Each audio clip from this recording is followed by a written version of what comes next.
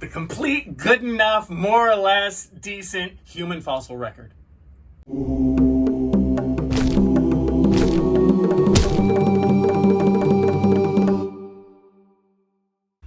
The human fossil record from beginning to end. So, what are we looking at? I'm going to give you guys just a quick and dirty summary of the very beginnings of us. And by that, I mean when we first divide from the population that will become chimpanzees, right? There's this population, some become chimpanzees, some become us. So what is that road from when that happened until now? So this is something that my students have problems with a lot, understandably, because this can be done in a really complex manner.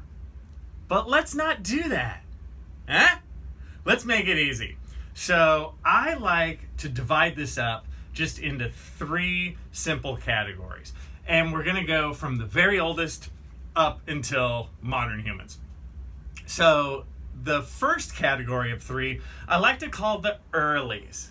These are the earliest human bits and pieces from our timeline. And there's a handful of creatures with names in this early category. You will hear names like Orrorin, tungenensis. You'll hear names like Sahelanthropus, tchadensis.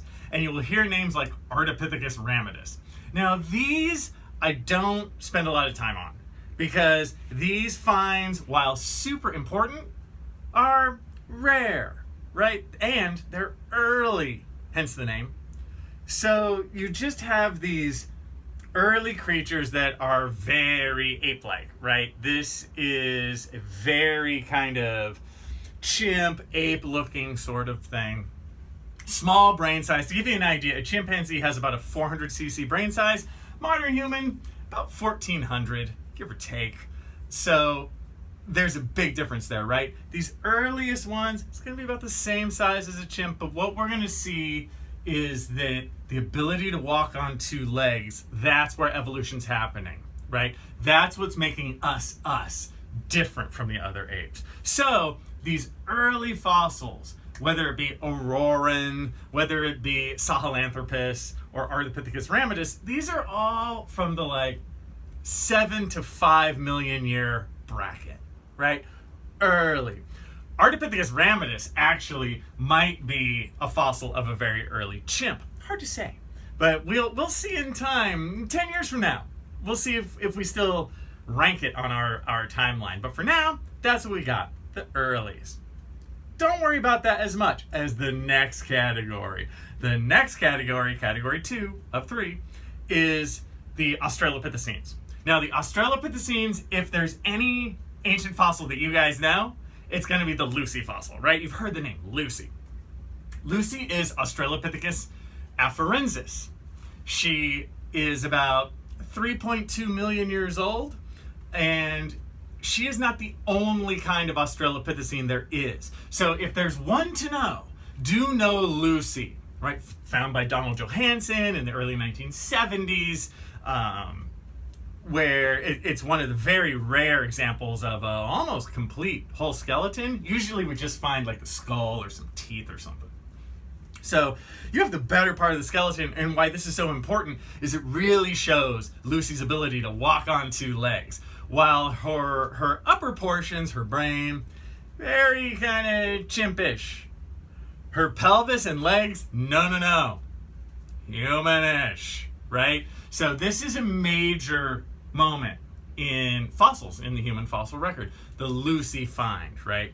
These are all going to be in Africa, just so you know. Those early ones are in Africa. Australopithecines, all in Africa. But if there's one to know, the Lucy fossil from 3.2.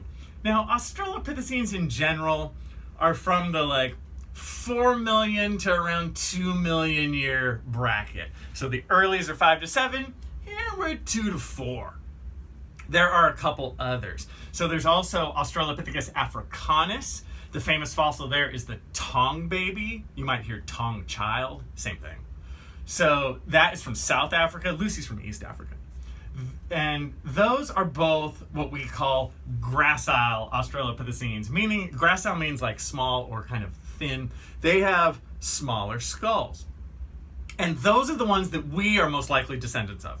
Now, there's an other kind of Australopithecines too. They're called the robust ones. Robust because they got a big head.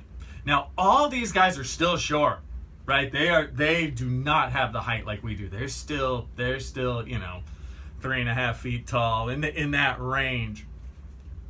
But when you're looking at this, the robust versions, the robust ones went extinct. Okay, they didn't make it. The most famous one of this is the Sahelanthropus skull found by the Leakeys. It's kind of the find that began the whole Leakey dynasty. Found in 1959, I believe.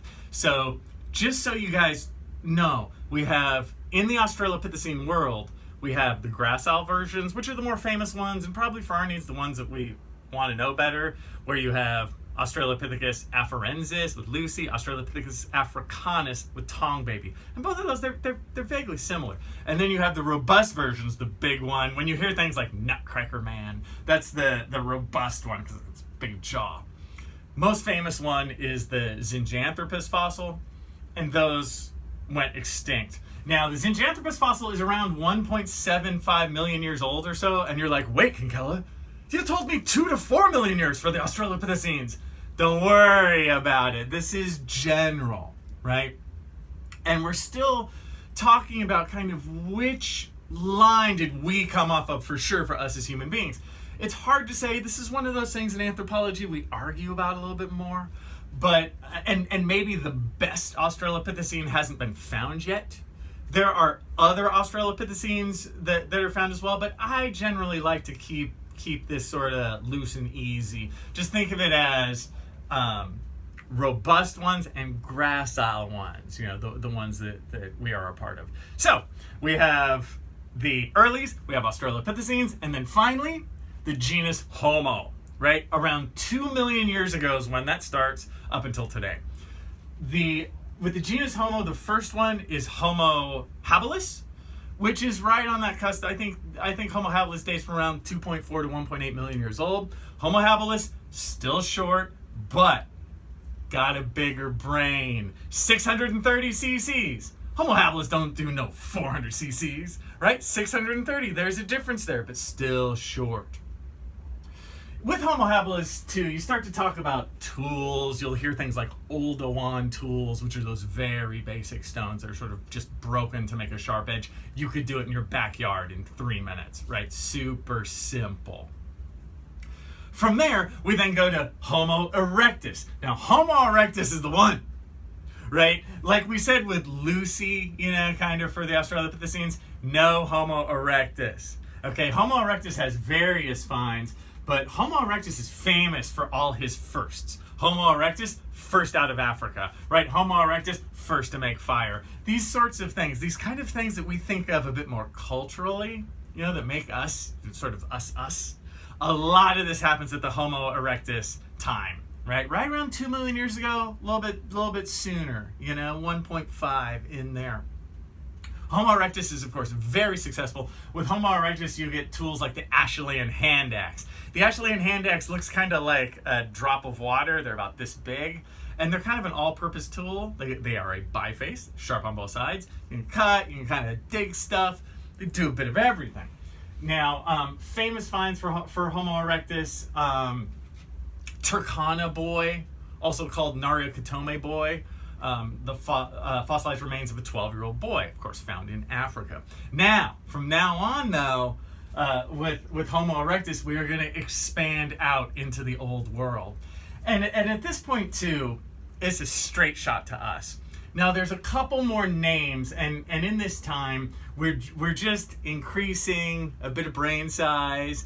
Homo erectus is also tall for the first time, right? This is someone who could be the better part of 6 feet tall. Really impressive. So there's this huge change from Homo habilis to Homo erectus, right? Some people even want to call Homo habilis Australopithecus habilis. He kind of right on the edge.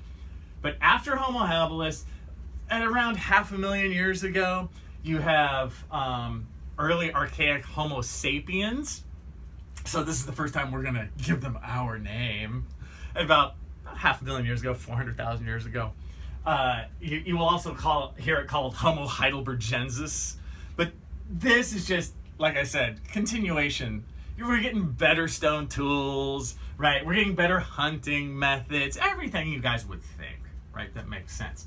Now, we're almost there. We're almost to us. There's just one funny side story left, which is basically the late Archaic Homo sapiens, otherwise called the Neanderthals, right? Homo sapiens neanderthalensis. Now, with Neanderthals, very late in prehistory, about 130 to 30,000 years ago, just missed them, right? The Neanderthals are going to start to branch away from us, and they are in Northern Europe only. Like, that's where they're focused on, and their adaptations to the cold.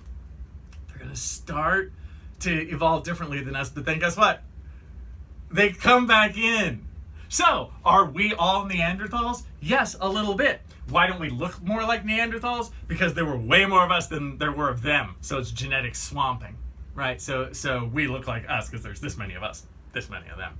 So that just leaves, at this point, modern Homo sapiens. Congratulations, right? Depending on where you draw the line, from about 200,000 years ago until today, us are us.